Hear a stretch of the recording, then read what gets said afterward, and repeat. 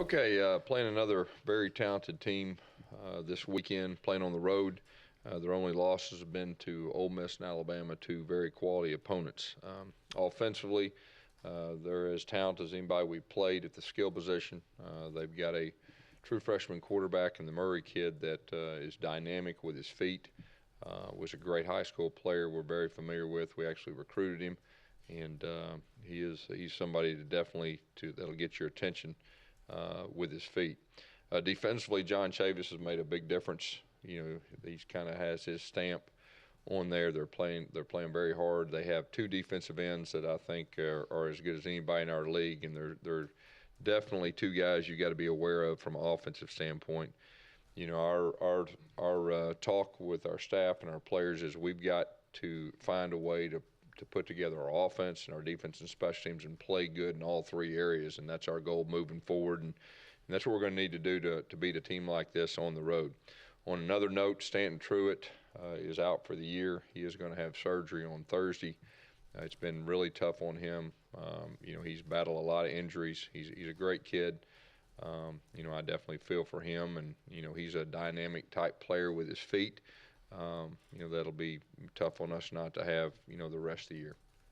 Is that the same shoulder as last year? Yes. Mm-hmm.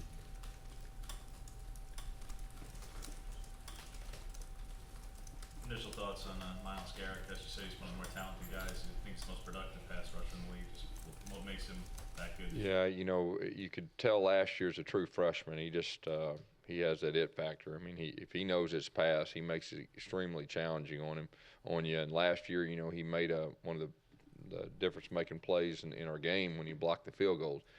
He's actually blocked a punt this year. He's just got he just got a knack. He's a playmaker. He's somebody that you got to be aware of from an offensive standpoint because he can change the game. Sean Coleman struggled with him last season. I mean, how confident are you with that matchup? Yeah, you know, he did, and you know, that'll be a big matchup for the game. You know, Sean's has a year experience under his belt, so hopefully that'll help. But that'll be a big matchup. How is Sean White knee? What's that? How's Sean White's knee? Yeah, he's still a little banged up, but we expect him to play. You know, he showed a lot of guts and a lot of toughness. You know, because we really were prepared for him not to play, and we got there in pregame, and you know, he was very determined. I'm ready to go. I can do it, but it's still a little sore. But we expect him to play this week. How much do you think he can practice? You know, I think that's going to be the question. I mean, we'll see how he does. I expect him to practice more than he did last week. You know, I think we're at that point. You know, knowing more about, you know, what's wrong with him and all that, and knowing a little bit more about him. So we expect him to practice more than he did last week. Where's Jonathan? Would Jonathan Wallace be the other quarterback? He is getting reps in practice. We gave Jonathan reps. Him and Jeremy got the majority of the reps last week in practice, and so we'll continue to keep giving Jonathan Wallace reps at quarterback if he's needed. He'll also, you know, split time at wide receiver too. But just moving forward, that's what we're thinking. Coach, I'm sure different guys coming in at quarterback in the last game, a lot of those predicated on Sean being a little bit banged up, but seeing different guys come in there, do you think that was disruptive to the offense's rhythm at all? You know, that's always something you've got to be aware of. But, you know, with the plan that we had moving forward with the information we had, we felt like there were certain things that even if Sean could play, we needed Jeremy to be able to do. And also Jeremy had also the whole package of the offense too. And, you know, KJ's going to be a Wildcat guy moving forward. I mean, we really think that he's got some skills that, you know, we talked about last week, even expanding that package. So moving forward, not just this year, but next year, you know, he'll be a very good Wildcat guy. Because he hasn't played a lot in the second half of several games after doing some stuff in the first half. Is there any particular reason for that? Yeah, you know, just looking at it, he's the type of guy that needs to be on the field more. And not just not in the second half, but the first half too. So we got to do a better job of getting him on the field more. What is Peyton Barber's status right now? And with him and the injury last week, how is the running back lineup kind of? Yeah, well, Peyton, we expect him to play this week. There was some questions going into the game, didn't practice a lot and all that, but we do expect him to play. Javon is a guy that gave us a shot in the arm. I think everybody saw that, he did some good things. And so, he'll have a bigger role, but at the same time, we'll see once we get into practice and how everybody's doing. Gus, what has it been about this series that seems to kind of define the season for both teams after this game? And don't have a very long history with them, but for whatever reason, the last couple of years, it's really defined the season. Yeah, you're exactly right. The first year, we went there. We were a team that were still trying to figure out who we were, and that was a big win.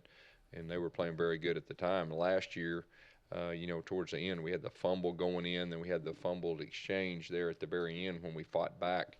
And, that was definitely a tough loss. So, this is it seems like they're very talented again. We're playing third place, and we need to play well. And that's kind of what I was saying early on, that we got to get our offense and our defense to play well at the same time. And we've not done that yet. And so that's our goal, and that's what we're talking about from a coach's standpoint in our players. How's Austin Golson doing at center? Is he making some progress? We felt like Austin had his best game overall last week, and they did some things up front that definitely caught your attention. So for him to have his best game against that group, I thought that really said some things that could give him some confidence the rest of the year. And keep in mind, this is his first year play center, and so that was very encouraging, and I think he's very encouraged too. Were there a couple of throws that you'd rather Jeremy not have thrown? Seemed like he forced the ball a couple of times. One of the bigger plays in the whole game was one to Tony Stevens, and he put it about where it could only be, and then it was it was off the Wildcat, and they played it pretty good off a trick play. So that was a big time throw, I felt like. And the other one at the end, he's just trying to make a play. I mean, he'll come back next time and he'll hit his check down, but he's just trying to make a play for us. When you're subbing out Sean and Jeremy in that last game, I know it was obviously because Sean was banged up. Yeah. Did that have any effect on the offensive rhythm? Kind of. Well, I think that's the question he asked up there. I mean, at times it could. There was one time that I think that Sean's knee brace was broke and had to come out and come back in. But, that's that's just the way it was last week. I mean, when Sean we didn't know if he was going to play. That was our plan. And but I'll say this: we got confidence in Jeremy. Jeremy's practiced better and well and all that. And if he's got to play, he's going to play well. And that's our mindset. And I know that's his mindset. Yes, Tony Stevens makes that Yeah. play. Made a couple plays the last 2 weeks. How important is that for you guys to see? Yeah, Tony's a guy that we've been kind of waiting on. And the last few weeks, you can see he's been more in the game plan. And he's practiced extremely well. And he's starting to get that confidence, and so that's encouraging for us moving forward because he's a big, tall, fast guy, and so I really like where he's at, the last few games. What did you see when you went back and watched the red zone? Because you guys have been so good the last 3 weeks. What did you see last week that was a little bit different? Yeah, we had the close one to Ricardo. It was a boom play that one of our timing throws.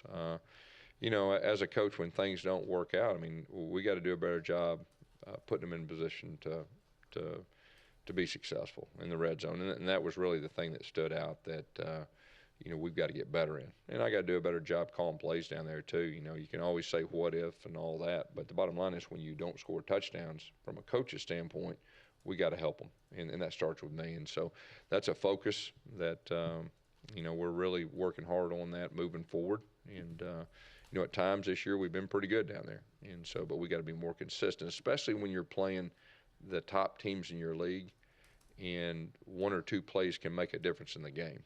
And really, that's what happened Saturday. Do you think your offensive line's been performing in the red zone when they get there in tight spaces? Yeah, I think overall, from a season standpoint, I think our line has performed solid.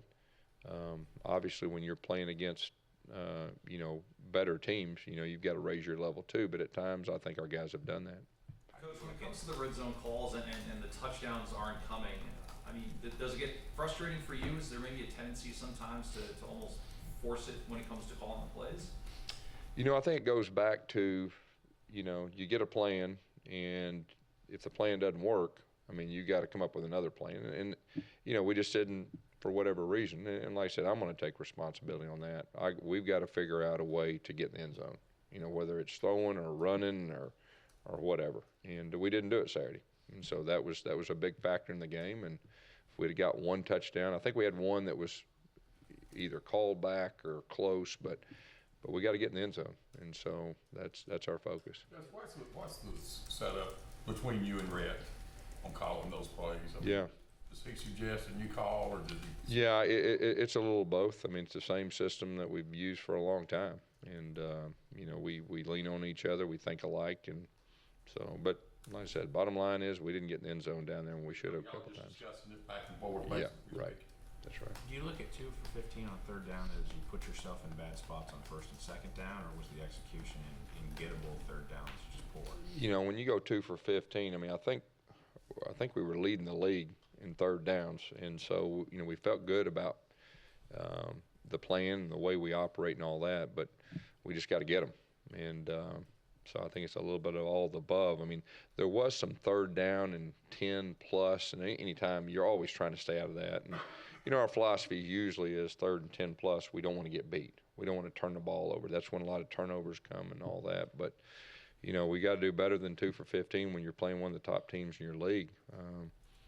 So that we'll keep working hard for that.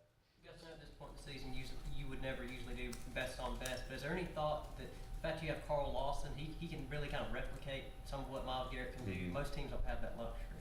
Yeah, we go fastballs every week against our ones-on-ones, and we usually do it, for 10 to 15 minutes during the week, and we'll continue to do that, and that's been, our philosophy for a long time. But you're exactly right, Carl is a factor, and there's no doubt.